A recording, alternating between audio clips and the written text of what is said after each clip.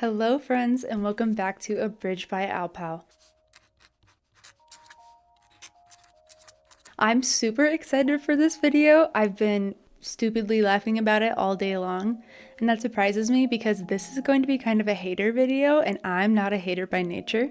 I much prefer to love things, to enjoy things, and I will make any excuse until the last possible second for someone or something until, it becomes obvious that it's just not it. But today, I've picked a book I did not like, a book that is otherwise very popular, that I expected to like when I went into it, ended up not enjoying the first one, and I'm going to read 1-star reviews for it. This video started off as wanting to read 1-star reviews for a book that I really love or a series that I really love, but I couldn't bring myself to do it because I felt like it was just going to bring down something that I enjoy so much. And so instead I was going through my recently read books because I wanted it to be something that I remember.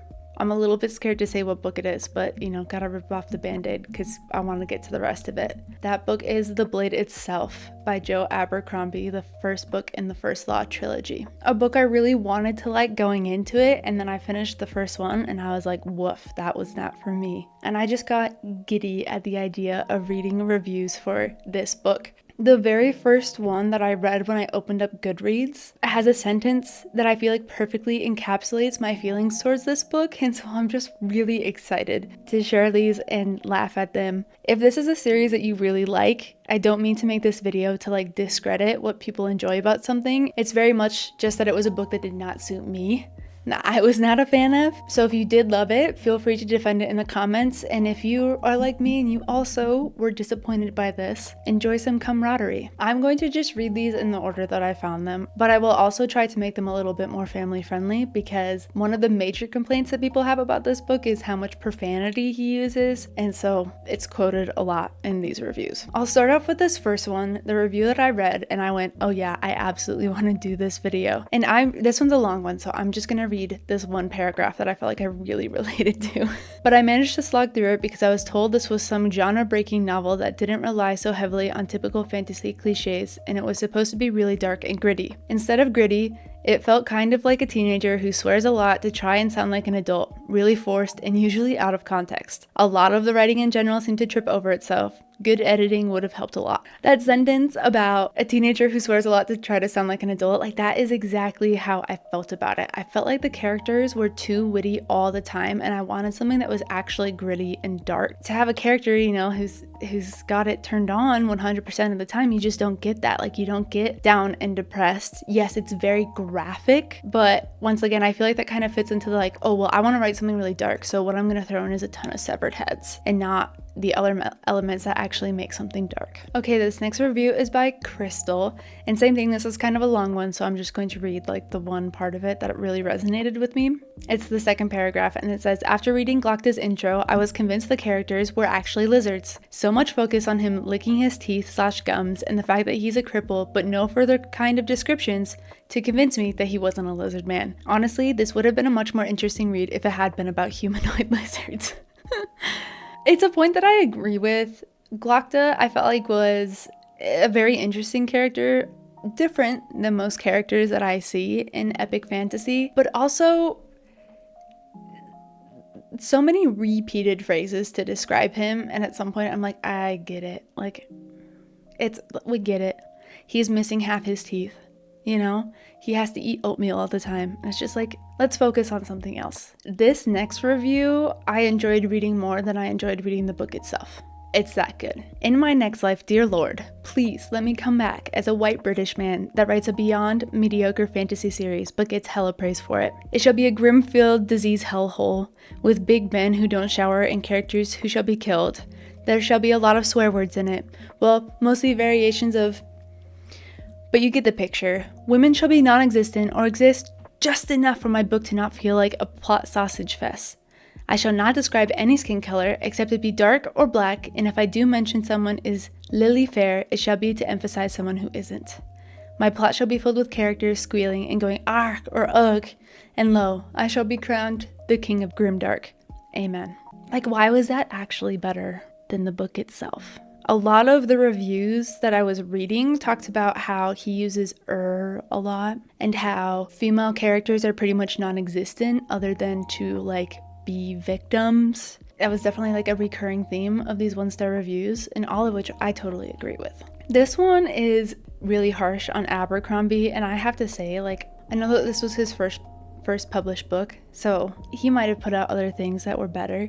I just don't think that the First Law trilogy is going to be for me. I do plan on reading The Devils, however. I've heard really good things about that, and I'm excited for it. And now that I understand who Abercrombie actually is, I feel like I won't be as disappointed going into one of his books because I know what to expect now. This review pretty much encapsulates my experience reading the First Law trilogy exactly. I had enjoyed Game of Thrones so much. A Song of Ice and Fire, the books were so good, and the characterization was so real and so like tangible almost. And people were like, if you really like Game of Thrones, you'll really like Grimdark, and if you're gonna like Grimdark, you have to read Joe Abercrombie. And so I was so excited going into it.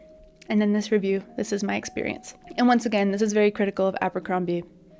I do not mean to say that I don't like Abercrombie. I didn't like this book in particular, and people, I mean, they put the blame on Abercrombie, which is fair, but whatever. I hope you guys get what I'm trying to say. I really don't get the hype about this author. I read George R. R. Martin's A Song of Ice and Fire, and some other fans recommended this book. I was disappointed. It's just not good writing. People like it because it's dark and violent and gritty, which I agree can bring something to a fantasy series, but when it's used as clumsily as Abercrombie uses it, and you see how weak the rest of the plot / characters / general writing is, it's hard to continue. To make sure I wasn't missing anything, I read the whole book through, and alas, it sucked the whole way through. The characters are shallow and not truly believable. Totally agree with that. All of them fitting inside cozy fantasy tropes. The plot was uninteresting and ostensibly casual, and the only thing it had going for it was violence, which is ridiculously transparent in context of the rest of the story. It's like the author just wanted to create the book for shock value. Guess what? Violence may be cool, but being a good author means writing substance. Boo Abercrombie. Like I said, I really relate to having been recommended this book because I enjoyed A Song of Ice and Fire so much. And that first part of it is why I picked out this review, but then as I read the rest of it and how it calls out that the characters are just like not good, that is so much how I feel about it. The characters in A Song of Ice and Fire are just like so believable, very complicated, are not clear cut in the way that people are not clear cut. And so I wanted that so bad. And then instead what I got was a witty barbarian, a witty torturer, and a lazy nobleman. And I didn't really like that. This next one kind of rolls with that theme and is a bit brutal as well. But once again, I enjoyed reading it. Highly recommend if you're into cliche, one-dimensional characters who enjoy mumbling under their breath, vague world building, and fantasy tropes you've already seen 15,000 times. And my personal favorite, only 2 female characters in the whole book, but both of them are abused, beaten and/or raped, thrown into the story just to advance the male character's journey.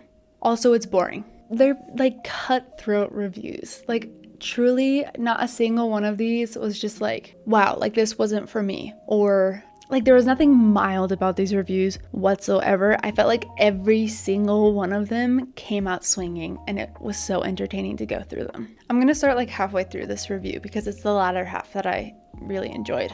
Not enjoyed, but that I was like, oh yeah, that's a really good point. And the Expector scene was just awful, tripe. The stares, the constant over-dramatic reactions. Is he meant to be tough, cruel? He reads like an ugly visage, and his thoughts like a young girl imagines a villain would think. Quote, if Glokta had been given the opportunity to torture any one man, anyone at all, he would surely have chosen the inventor of steps. End quote. The inventor of steps is Inspector 5?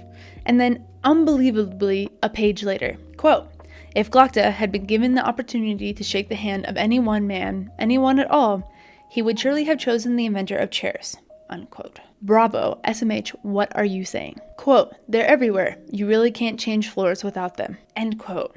No crap, man. What am I reading? What's with the tooth obsession? Small flaws at the first glance, but they pile up. I don't know about the plot, but this most definitely isn't well written. For shame. I'm taking like evil enjoyment just reading these. I don't even know what else to say about them at this point other than like, yes, yes, yes. I just completely, oh my gosh, it's so funny. I also think it's really interesting to call out that these reviews have been written over the span of like 15 years. I think the earliest one I have is 2011. So people have been hating this book for a long time, and yet the series got really popular anyway. And once again, I totally respect that this series might be good for other people. It just was not to my liking in the slightest. This one was very brief and to the point. It may be mild, the way that I was saying, not a lot of them were, but it was cuttingly concise. It says prose, very well portrayed and varied characters, which I do disagree with a little bit. Exciting fighting scenes that are fast but easy to follow. Well written, good prose. The story flows well, is exciting when characters meet each other. Cons. I was bored the whole time. Yeah, like tell me one thing that actually happens in this book, because I can't think of any of them. It's like training and meeting people and like walking. And that's pretty much all I can remember from that book. I really think that some of these reviewers should be writing books themselves because of how funny they are. Or at least short stories, please, short stories. If you've ever wondered what Game of Thrones would look like on basic cable with a tenth of the budget and talent, this book is for you. The characters are not compelling. The plot is not interesting. For a book with a name like The Blade itself, there are very few blades. I let the book blurbs convince me that this book was witty and exciting. It wasn't. The writing itself was alright, a little clunky and sometimes oddly phrased in a confusing way, but I never cared about anyone or anything in this book, which is very rare for me. Don't waste your time with this one. That line about a book with a title like The Blade itself, there are very few blades, I totally agree with that. I have like this weird obsession with daggers. I don't own any, but I like the concept of daggers for some reason. And so I would say I too am disappointed by the lack of blades in The Blade itself. This one was... Oh man, this one was so funny. Update on March 24th, 2022. 2 words, boring slog. Update on November 9th, 2022. Was inspired by a recent conversation, so I'm lowering my rating further. Now, I don't know if this person had read it initially, didn't like it, gave it like 2 or 3 stars, and then had a conversation and was like, oh, I'm just gonna go lower that without having read the book again. Or if this person read it, didn't like it, had a conversation where someone was like, this is the best book I've ever read, decided to go back, and then liked it less than they did the first time.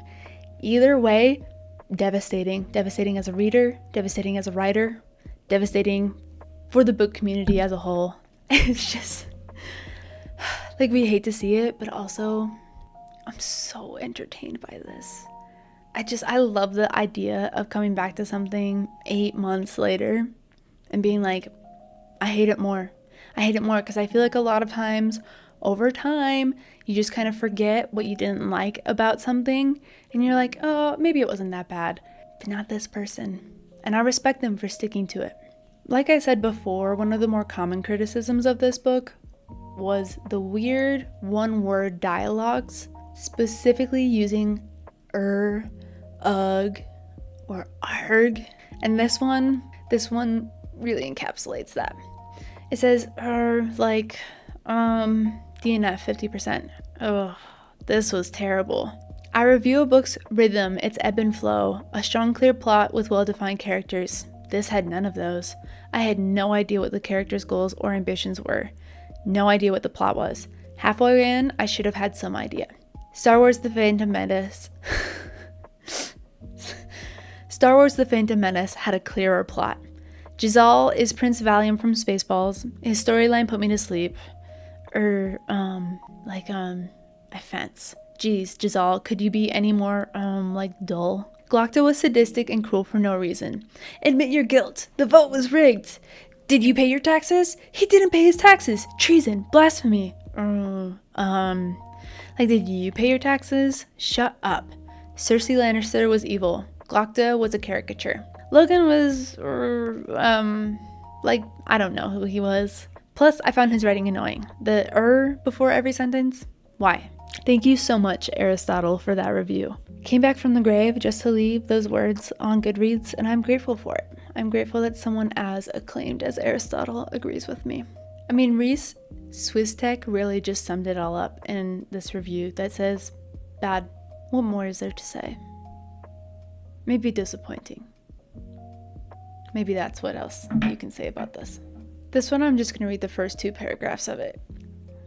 I am the kind of person who will stay up all night to finish a good book. This one, though, took me over 4 years. 4 years.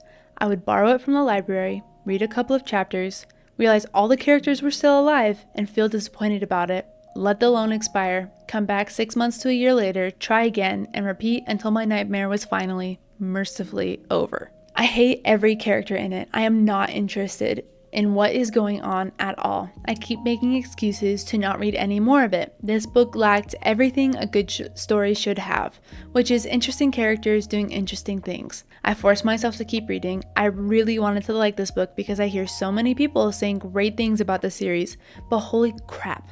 This book is a complete and utter failure on every level to tell any sort of story, let alone a compelling one. Let's go find one more to end on. This one's incredibly witty, like 100% of the characters in The Blade itself. Is the first act your favorite part of the book? Do you love setup and not care about resolution? If so, then this is the book for you. 500 pages taken to move some characters around and then do nothing with them. There's an awful lot of setup going on in this book, but unfortunately everything it leads to must be one of the sequels because there really isn't anything important that happens in this book. The book's major flaw is that there's no overarching plot. This book cannot stand on its own. It does pave the way for large conflicts to happen at a later point, but there isn't any story in this book.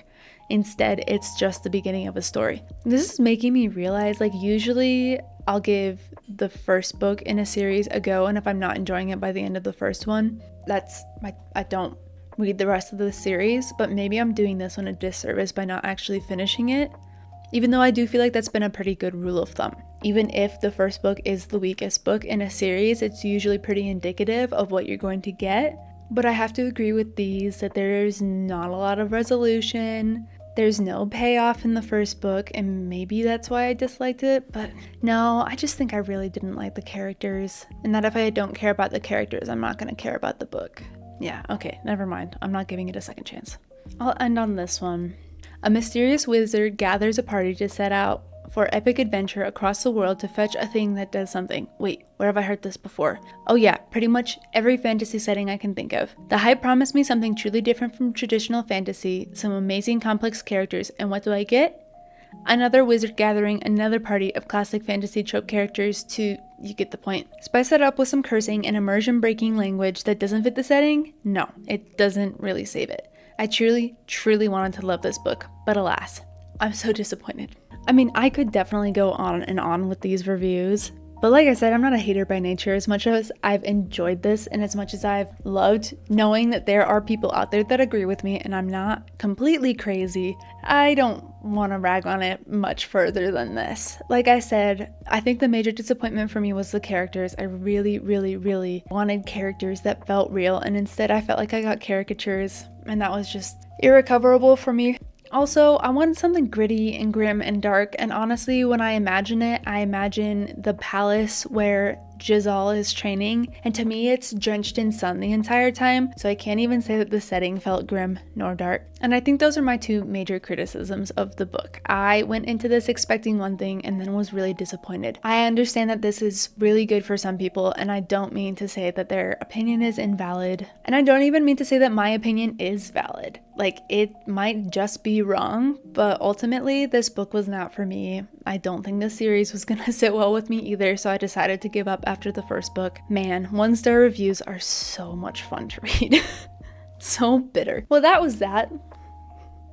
I hope you guys aren't too mad at me for this. This was fun. I feel way more justified. And sometimes being a little bit messy and a little bit inflammatory, as long as you're not hurting anyone, is good fun. I hope you guys enjoyed this video or hated it so much that you watched the whole thing. Thank you so much for watching, regardless of how you felt about it, and I will see you guys next week.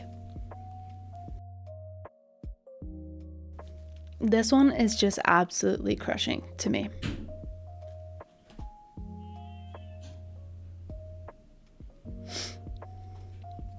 Okay.